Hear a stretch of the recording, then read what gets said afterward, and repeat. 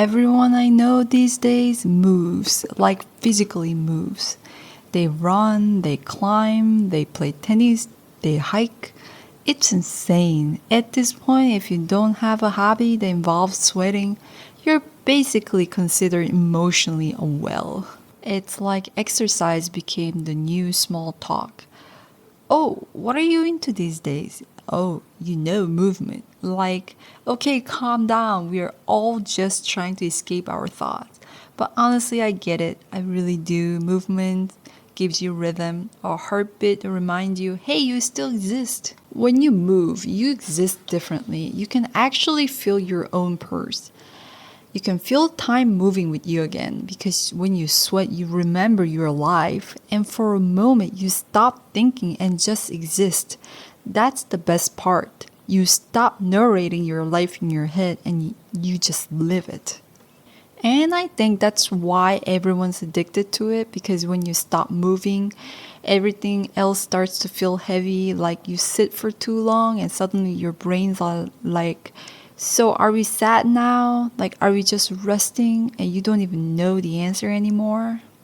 Maybe that's why people go running or hiking or whatever, not just for fitness, but for focus, for connection, for belonging, for that 1 hour when you can trick your brain into thinking life makes sense.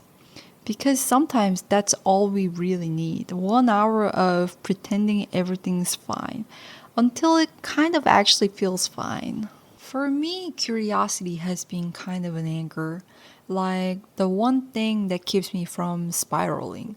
I still get stupidly excited over the smallest things. A new recipe, a random coffee festival, a book that makes me forget to check my phone. That spark, that, oh my god, I want to try that moment, that's the one thing that makes me feel alive. When I get lost in something, a song, a conversation, a recipe, a sentence, I forget time exists. That's what immersion is. And honestly, that's the opposite of loneliness. Like, that moment when you're so into something that suddenly it's dark outside and you realize you forgot to eat dinner? Yeah, that's immersion. It's when your brain shuts up for once and your hearts are like, relax, I got this. I think that's what actually saves us from loneliness, not relationships, not distractions, not a new Netflix series that you'll forget about next week, but curiosity. Because curiosity leads to immersion. And immersion, that's where you meet yourself again. You know, when you're writing or running or painting and you completely disappear into it? That's the best feeling. That's the only time your soul and your brain are actually in the same room. And I think people who can do that, people who can get deeply into something, are rarely lonely because when you're immersed, you are connected to yourself, to the world, to life. You're not sitting around waiting to be chosen anymore. You're too busy choosing life, choosing meaning, choosing things that make you forget what time it is. And maybe that's it. Maybe the cure for loneliness isn't company, isn't curiosity. Because when you care about something enough to lose yourself in it, you don't really disappear. You just finally show up. But you know what's tricky? Living in Asia, in Korea, we don't really talk about this stuff. We don't say I'm lonely out loud. That's basically the same as saying, hi, I'm emotionally unstable. Instead, we say I'm busy, I am tired, because busy has become our socially acceptable word for lost. Like, you cannot say I'm confused about my life. So you just say I have a lot going on, some vibe, different branding. In this society, there's this rhythm you're expected to follow. Study, work, marry, have kids, repeat. And if your rhythm is different, people tilt their heads like, oh, interesting. Not meanly, just puzzled. I've had people ask, why are you still single? And I always want to say, I don't know, maybe my person just hasn't been born yet. Calm down, give the universe a minute. Here, your choices are always a conversation. Someone's always commenting, even if they mean well. They will say things like, "We just want you to be happy," and then proceed to explain everything you need to change to be their version of happy. So sweet, right? Sometimes I just want to say, maybe I'm just trying to figure out what kind of life feels real to me, so please shut up. But I don't, because that's not how this culture works. I think that's what makes being human so complicated. We all want to belong, but we also want to be free. And balancing those two is exhausting. Everyone I know, men, women, whoever, has that quiet fear that maybe they are falling behind. But honestly, behind what?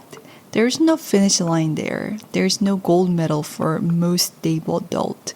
Life's just happening at slightly different speeds for everyone. Maybe adulthood isn't about building the perfect life. Maybe it's about learning how to stay interested in it. Because curiosity, not success, is what keeps us young. It keeps us kind. It keeps us connected. When you are curious, you will always find something to love: a song, a person, a smell, a sunrise. And when you love something, you stop performing, you stop chasing, you just exist. And that's kind of the dream, isn't it? Existing without explanation. So maybe the question isn't, will I be lonely in my 40s? Maybe it's just, will I still be curious enough to stay connected to life? Because honestly, as long as you're curious, you'll never truly be alone. And I don't think loneliness is really about isolation. It's about meaning. When you have nothing to aim for, when there's no direction, no purpose, life starts to feel like an endless loading screen. You're just there, buffering. And that's when loneliness turns into despair. When you stop caring something meaningful and your brain starts to eat itself. We need responsibility, not as punishment, but as a lifeline. Caring for something or someone, building something on purpose that gives you gravity. That's what keeps the darkness away.